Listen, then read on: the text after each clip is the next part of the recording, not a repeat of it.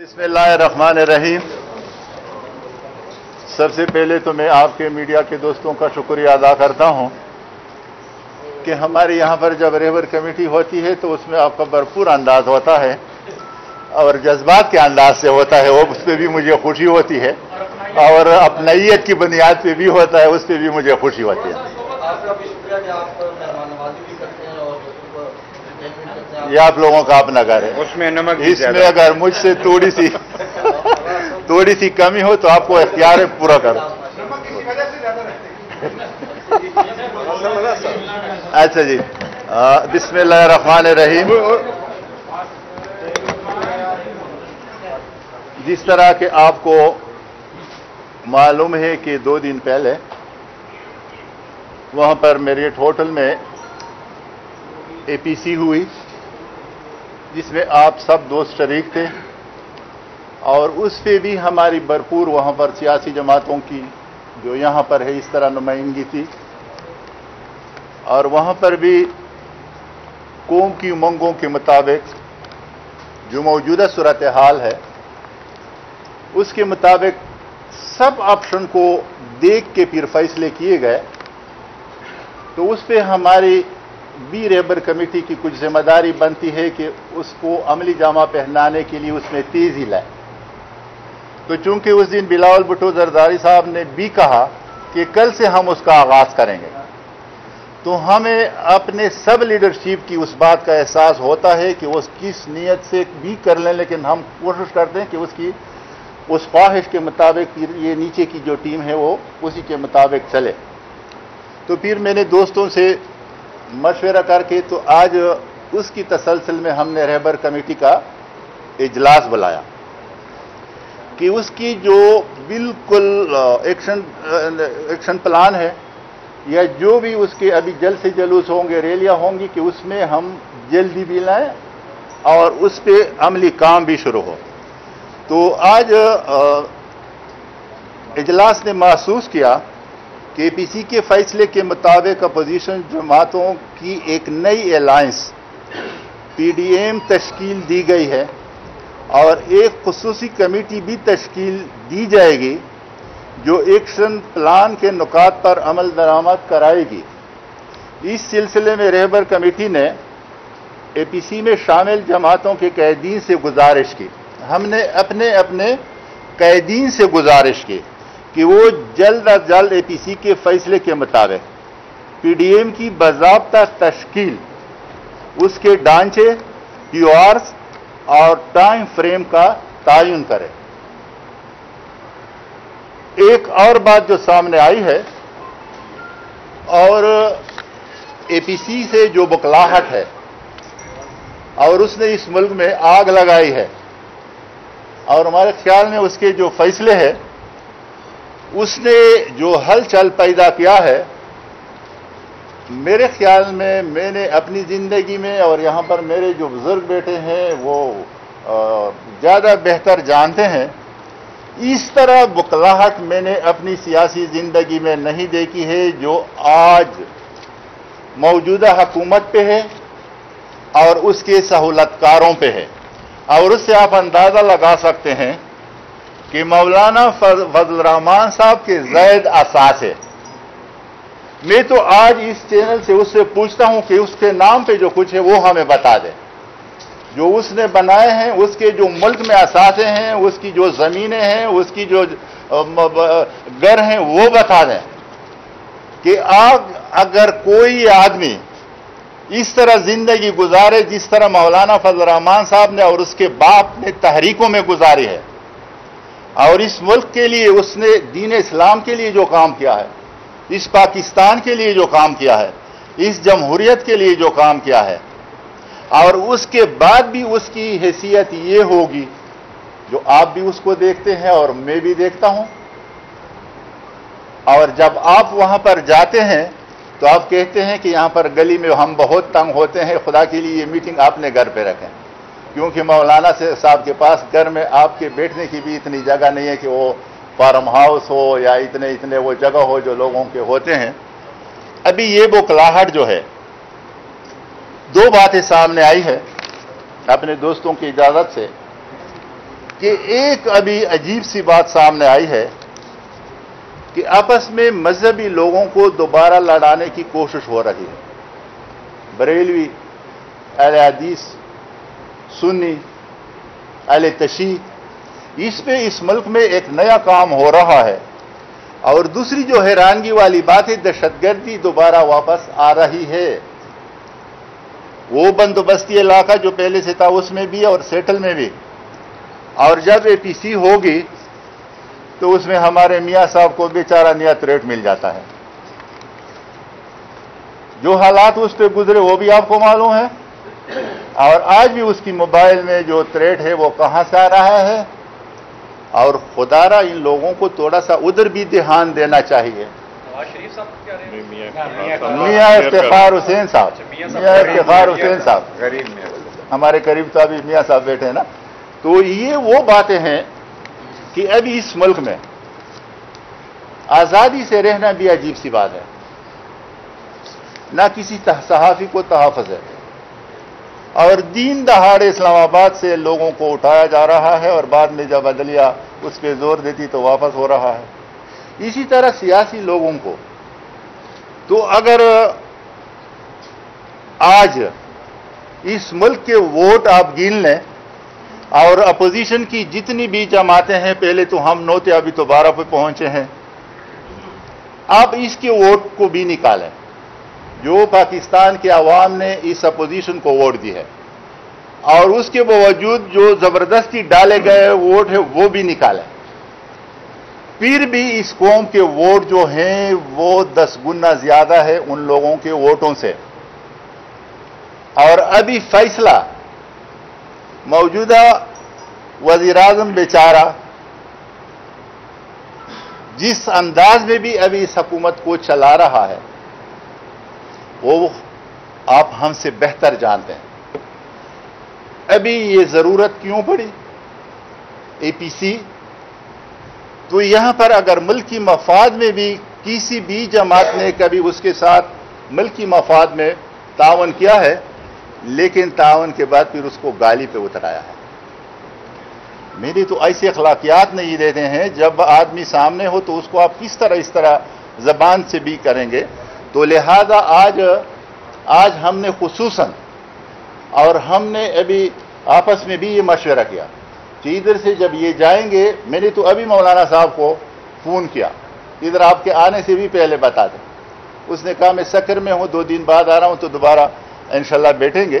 تو سب سیاسی جماعتوں نے ابھی اپنی اپنی لیڈرشپ سے کہنا ہے کہ وہ فوری طور پہ آپس میں رابطہ کرے، ایک آپس میں بیٹھے اور پورا ایک ڈھانچہ جو مرکزی ہے وہ بنا دیں.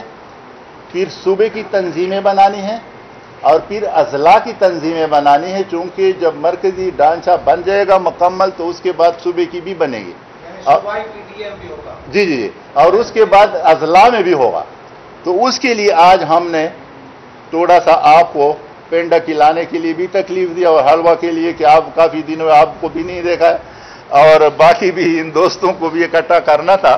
تو ابھی یہ ساری ذمہ داری ہماری لیڈرشپ پہ ہے. رہبر کمیٹی نے اس کو آج اطلاع دی ہے کہ وہ فوری 2 دنوں میں بیٹھ سکتے، ہفتے میں بیٹھ سکتے، اپنی ضروریات کو دیکھے. اور دوسرا ہم نے 4 جلسے کرنے ہیں. وہ جلسے کا بھی آپس میں چونکہ اگر ہم ادھر سے رکھتے ہیں تو پھر وہ کہیں گے کہ میرے لیے یہ تاریخ ٹھیک نہیں ہے، دوسرا لیڈر کہے گا کہ میرے لیے موضوع نہیں ہے، تیسرا کہے گا کہ میرے لیے نہیں ہے.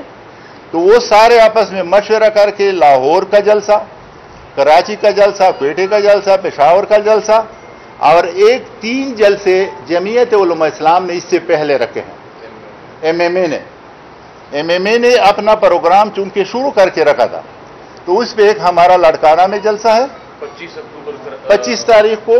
اس پہ بھی سب جماعتوں کو ہم دعوت دیتے ہیں، ادھر سے بھی دیتے ہیں اور ہماری لیڈرشپ بھی دے گی اور ریبر کمیٹی کی طرف سے میں بھی دے رہا ہوں. اور دوسرا پھر کوئٹہ کو کراچی میں، 25 کو کوئٹہ میں، 29 کو کراچی میں، 25 اکتوبر کو کوئٹہ میں، 25 اکتوبر کو کوئٹہ میں. تو یہ جمعیت علماء اسلام کے وہ جلسے ہیں جو اس تاریخ سے پہلے ہیں.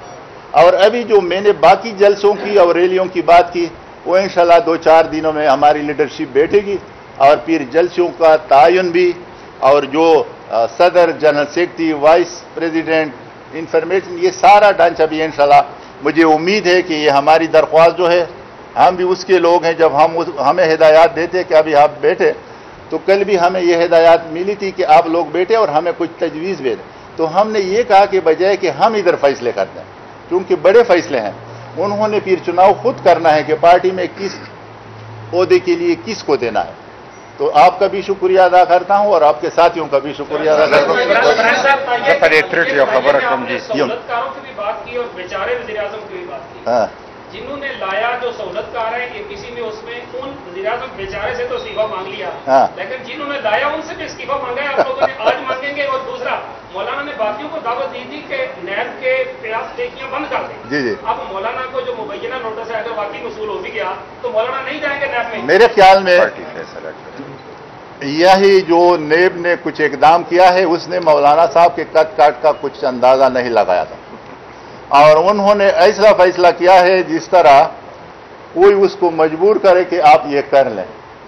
मौलाना साहब का कद काट जो है वो दुनिया जानती है, और मौलाना साहब को कल कुछ कहना था, लेकिन हमने उसे कहा कि ये फैसला आपने नहीं करना है, ये हमने करना है, ये जमात ने करना है, और जमात ने ये फैसला करना है कि मौलाना साहब वहां पर जाएं या ना जाएं, और या जाना है या नहीं जाना है लीगल साइड पे दिखेंगे, और फिर वो किस हैसियत से और किस तरह जाएंगे। मौलाना साहब को पहले सवाल का जवाब दीजिए। सहूलतकार जो है उनके इस्तीफे का मुतालबा करेंगे, बेचारे का तो मुतालबा कर रहे हैं। अभी बहुत सा वक्त आ रहा है जो कि बहुत से इस्तीफे सामने आएंगे। आप ये फरमाएं कि रबर कमेटी के हवाले से कोई फैसला किया है कि ये कंटिन्यू रखेंगे रबर कमेटी? ये लीडरशिप, ये अभी लीडरशिप पे हम छोड़ते हैं कि इस पे वो क्या करते हैं, साहब ये बताइएगा कि आप ये उसके फैसले। कोई आप लोगों ने रिकमेंड नहीं किया कि नहीं, हमारा फैसला नहीं है न बनाने का और न तोड़वाने का, ये लीडरशिप के फैसला। साहब ये बताइएगा, आप सेक्रेटरी की बात करते हैं, आपके जो सरबराह हैं, कायदीन हैं, वो रात को मिलते हैं, आपको भी पता नहीं होता, जिस तरह मरीम नवाज साहब ने कहा कि मुझे पता ही नहीं है कि किसने मुलाकात की है। तो आपने अपने कायदीन से कहा है कि आप जब मुलाकात करेंगे तो हमें भी बताया करें। आप दो बयान खत्म करते हैं। उसमें जी मेरे ख्याल में जो हुआ था वो पार्लिमानी लीडर की मुलाकात हुई थी, पार्लिमानी लीडर की। थोड़ी देर पहले उन्होंने अली मीर गंडापुर ने ये कहा है कि बिलावल भुट्टो ने मीटिंग में गारंटी मांगी थी गिलगित बल्तिस्तान के आज़ाद इलेक्शन की, तो DGI ने कहा कि मेरी गारंटी है कि इलेक्शन आज़ाद होंगे। इस हवाले से आपको बिलावल भुट्टो ने इस्तेमाल में लिया, किसी और कायद ने इस्तेमाल में लिया? नहीं, मैंने तो उससे कुछ पूछा भी नहीं इस हवाले से। हमारा मेंटेन लीडरशिप की बात है, लीडरशिप की होती है।